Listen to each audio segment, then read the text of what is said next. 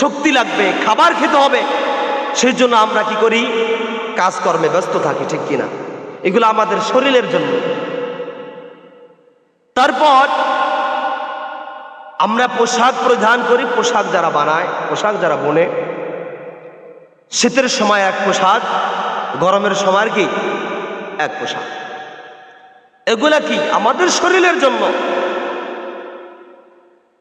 আর আল্লাহ সুবহানাহু ওয়া তাআলা তিনি আমাদেরকে কত সুন্দর রাস্তা দেখিয়ে দিয়েছেন যে একজন মানুষ তার শরীরের জন্য যদি এত কিছু করতে পারে, বাড়ি করতে পারে, গাড়ি করতে পারে,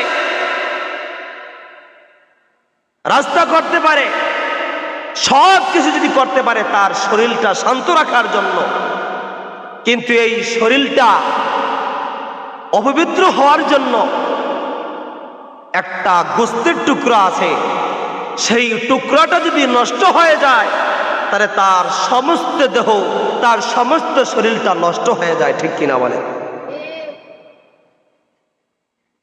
وقال رسول الله صلى الله عليه وسلم ألا وإن في الجسد مضغة إذا صلحت صلح الجسد كله وإذا فسدت فسد الجسد كله ألا وهي القلب।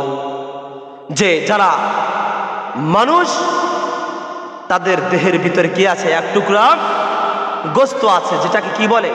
আলা ওয়াহিয়াল কলব। আমরা কি বলি? কলব, গোস্তের টুকরা।